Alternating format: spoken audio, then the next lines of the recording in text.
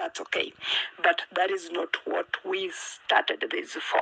To be very honest, we cannot trust this man.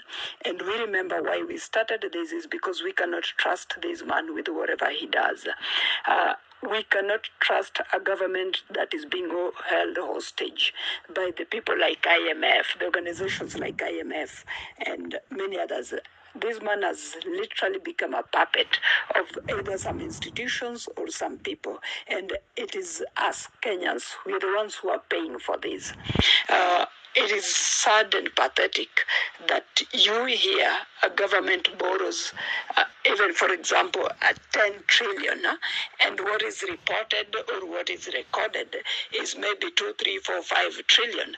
The others go missing. There was a time I spoke to a guy, an ex KRA guy, he was a senior official in the KRA, who told me this. I don't know whether that statement was true or if it was just something, but there is something to it.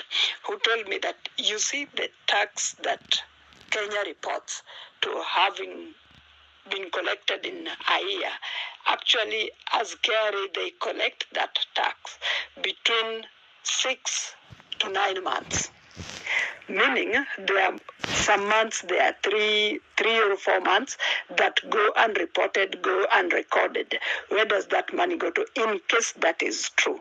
And that is why when we say we need an audit, it is important for us to get that, to demand for that as a country.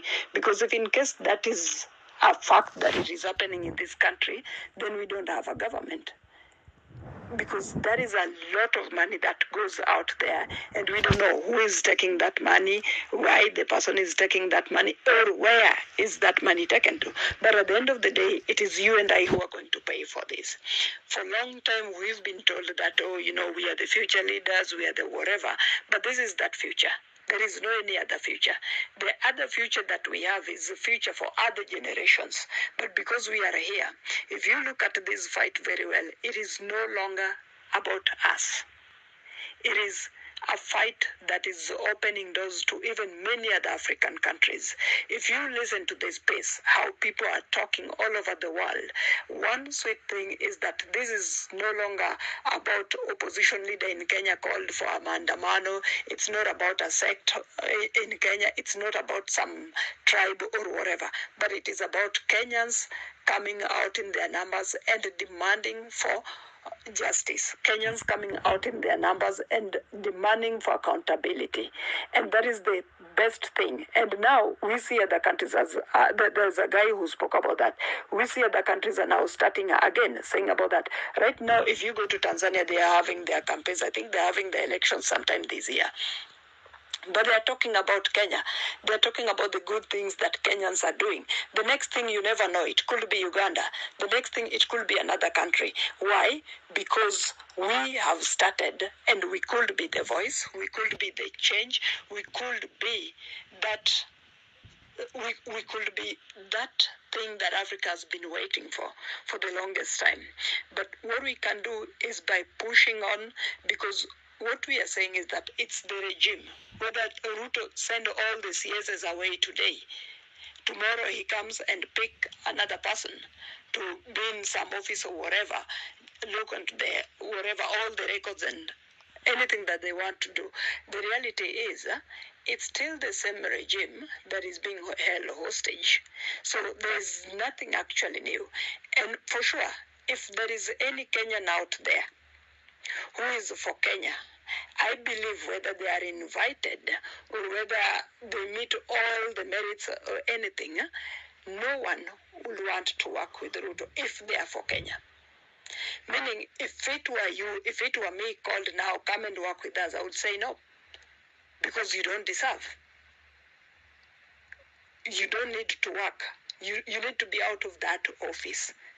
And that's to be very honest. But if you see a Kenyan who will tomorrow say, take an oath that they are ready to work and blah, blah, blah, it means that person is a betrayer. Because we are just in 2 years since we had our elections. But look at what has happened. It has never been there in our history before. But today, this is happening. The question is, why? If I am an honest Kenyan who feel the pain of other Kenyans there, I will say, no, thank you for inviting me. Thank you for giving me this opportunity. But I also feel you don't deserve to be in that office, so I cannot work with you.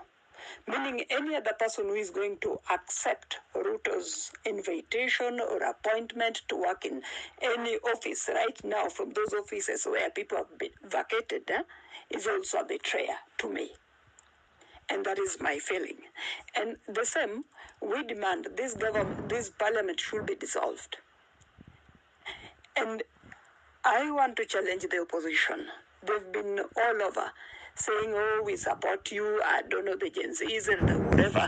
They've been over and over and over saying how they support and everything.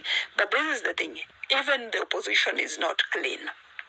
I've been the strongest supporter of opposition for the longest time, but I want to say it is not clean. But if they are clean as they claim right now, let them crack the whip. Not just telling us, oh, you know, this particular a member of parliament was in this position, I don't know, in this committee, and now we've actually decided to change them or whatever. The thing is, if they are clean, we know during the debates, even before that, they wrote a letter and told the members of parliament to be present during the two voting whatever sessions in the parliament. But we know a number of them missed. The question is why. I know, for example, my MP missed on the second debate, claiming to have had something that he was going to do out of the country, but he was in the country. He didn't attend. The question is why. Probably there was something that happened, and even in their missing, because that was a vote.